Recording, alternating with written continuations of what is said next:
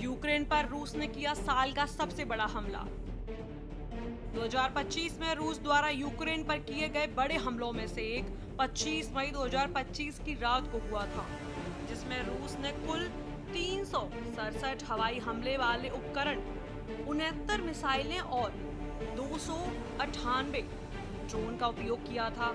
यह युद्ध की अब तक की सबसे बड़ी एकल हवाई हमला मानी गई।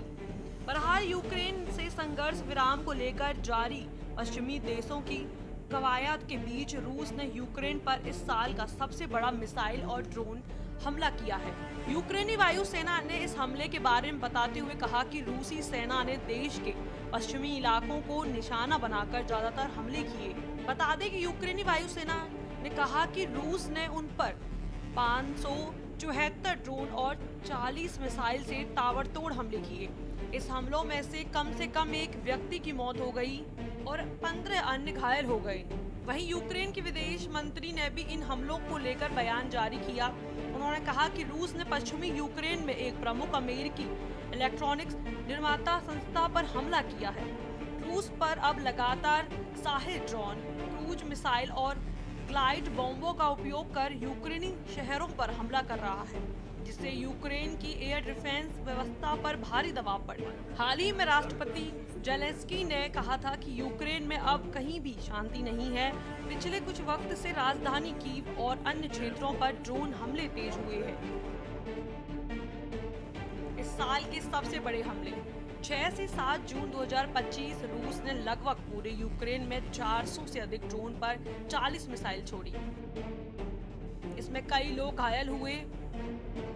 29 जून 2025 एक और विशाल हवाई हमले में 477 ड्रोन और 60 मिसाइल इस्तेमाल की गई। जून में अब तक का सबसे बड़ा हमला 13 अप्रैल 2025 सूमी पर मिसाइल हमला, जिससे कम से कम 35 लोग मारे गए और 129 घायल हुए, जिसमें 15 बच्चे शामिल हैं। यह नागरिकों पर सबसे घातक हमलों में से एक था। जेलेंस्की ने मॉस्को पर साधा निशाना।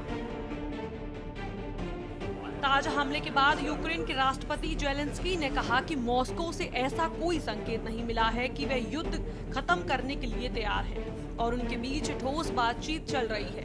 यूक्रेनी पत्रकारों के साथ बातचीत में जेलेंस्की ने कहा कि अमेरिकी कंपनी पर हुई इस रूसी हमले में 15 लोग घायल हुए हैं। उन्होंने कहा कि वे यूरोप के किसी तटस्थ हिस्से में पुतिन से मिलना चाहते हैं, जिसमें स्विट्जरलैंड, ऑस्ट्रेलिया और तुर्की जैसे देश शामिल हो सकते हैं। हंगरी की ओर से यूक्रेन का समर्थन करने के विरोध का हवाला देते हुए बुडापेस्ट में बैठक का प्रस्ताव रद्द कर दिया गया था। दोनों ही देश पीछे हटने को तैयार नहीं। आपको बता दें कि रूस का ये हमला तब हुआ जब अमेरिका के राष्ट्रपति डोनाल्ड ट्रंप समेत पश्चिमी देश रूस यूक्रेन संघर्ष को रुकवाने की कोशिश में जुटे हैं। बीते हफ्ते अलास्का में रूस के राष्ट्रपति पुतिन से मुलाकात के बाद ट्रंप ने यूक्रेन के राष्ट्रपति जेलेंस्की और यूरोपियन नेताओं के साथ बैठक की थी। ट्रंप ने इस बैठक के दौरान साफ किया कि वे किसी तरह के संघर्ष विराम को लागू करने की जगह सीधा शांति समझौता की तरफ जाना चाहते हैं। हालांकि इस दौरान उनकी और यूरोपियन नेताओं में इस बात पर सहमति रही कि यूक्रेन को शांति समझौता के अवज में भविष्य के खतरों से निपटने के लिए कुछ सुरक्षा गारंटी दी जा सकती है। अलास्का से लेकर वाशिंगटन तक रूस यूक्रेन के बीच करीब 4 साल से चल रहे संघर्ष को खत्म करने की कोशिश चल रही है, लेकिन दोनों ही देश पीछे हटने को तैयार नहीं। स्पेशल डेस्क के न्यूज़ इंडिया।